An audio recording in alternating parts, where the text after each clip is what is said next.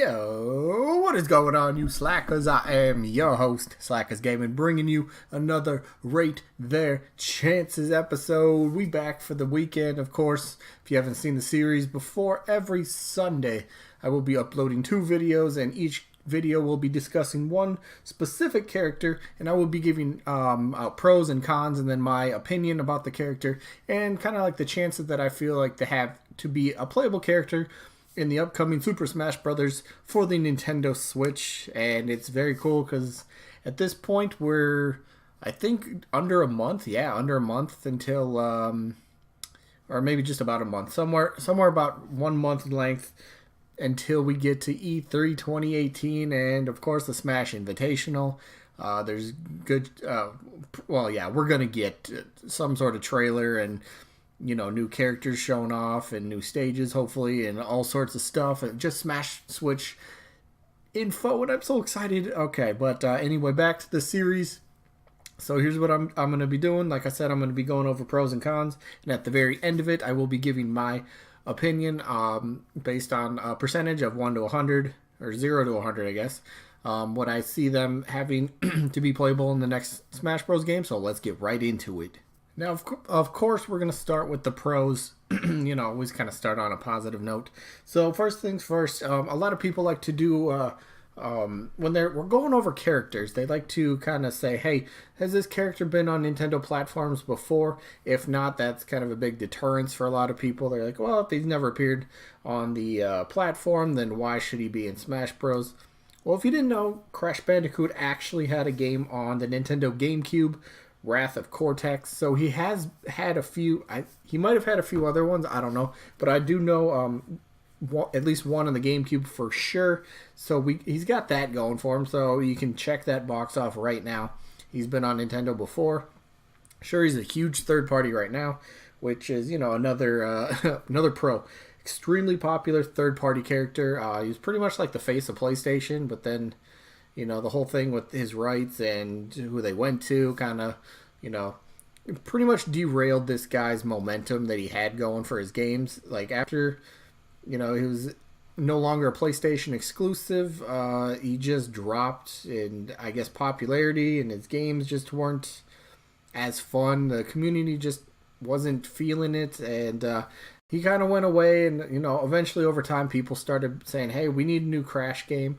And, well, the Insane Trilogy just came out last year for the PlayStation, and it sold extremely well. It was, excuse me, it was the #1 selling game for, I think, a couple weeks when it came out. So that's very good news. People miss Crash. They want him back, so that is great. And, of course, the Insane Trilogy is coming to the Nintendo Switch, I believe, sometime.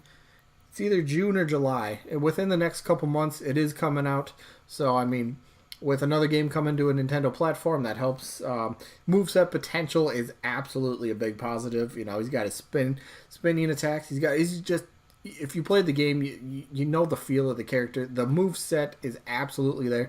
That is no problem trying to come up with something for that. So, good. Another check, another box to check right there. So that is always good.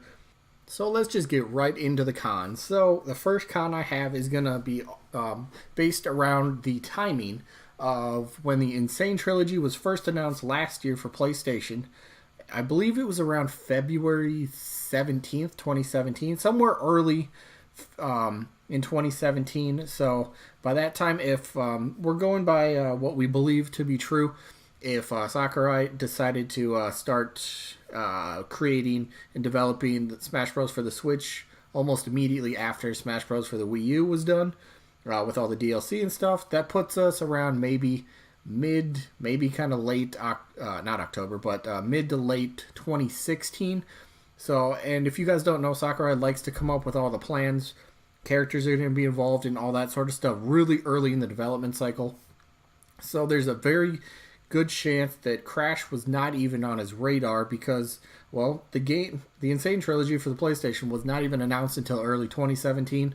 So unless Sakurai kind of just out of nowhere, out of left field, was like, you know what, for a third-party character, I'm just going to go with Crash, even though he hasn't been on a system or hasn't been mentioned in a long time. Again, going back to the development cycle and the timing about this, that is a big factor because I mean, unless, like I said, unless Sakurai just like way out of left field, like, hey, Crash Bandicoot, let's get him into the game, right? Unless that happened, I really don't see that helping his chances at all. But moving on to another con here, I got, like I said, kind of go back to the last one. Unless Sakurai decided on Crash before the development for Smash Switch started, I really don't see Crash as likely as a lot of people are thinking. Of course, he's extremely popular. People would love Crash to be in. I would. He wasn't in PlayStation All Stars, and that was kind of a big shot to PlayStation in that game. But imagine having him on the Switch. That would just be him and Mario and potentially Sonic and Mega Man and Pac-Man. All the gaming legends and icons coming together. That would be absolutely insane. I would love to see that. I would love to see Crash and Switch myself as a playable character on Smash Bros.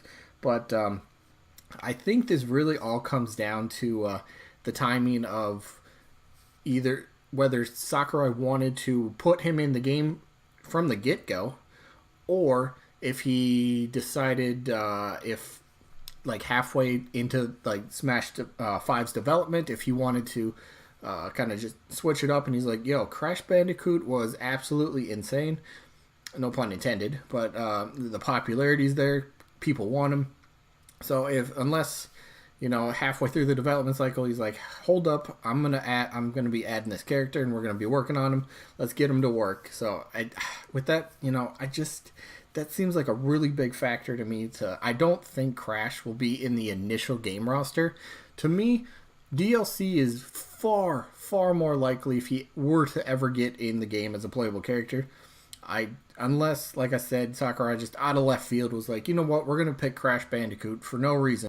Because, like I said, going back to by the time the development started on Smash Switch, there was no announcement for Crash Bandicoot at all. Crash was pretty much just kind of left in the dust. Nobody was really talking about him at all. So, again, it's just going to come down to what Sakurai thinks and if and when he decided to add Crash to the game. But for my final actual rating, it's probably lower than people would like. I would like it to be a lot higher, but I'm trying to weigh pros and cons here. And I just think the timing is a really big issue, especially for the initial roster. I don't see Crash in the initial roster at all. But DLC, I think he's got a pretty decent chance. So my percentage for Crash Bandicoot, I will give 30%. 3-0. That's what I'm going to give him. I know a lot of you would like to put him up at like a 60, 70%, somewhere up in there, maybe 50. Especially with the rumors, the E3 leak with Crash and Spyro and all that, people are like, well, he's pretty much guaranteed. Let's just wait to see it until E3, unless, to see what actually happens. But that is my final rating, 30%. Let me know what your guys' thoughts and opinions and your own percentage that you think Crash Bandicoot could actually make it into the Smash 5 as a playable character. Like I said, 30% is mine. I view him as a way better chance for DLC than the initial roster for the game. So, with that being said, hopefully you guys enjoyed this one, and hopefully we catch you guys on today's other upload. We'll be going over another character, this time a first party, and stay tuned for that, and hopefully we catch you guys then. Peace out, everybody. Tell me pretty lies, look me in the face. Tell me that you love me, even if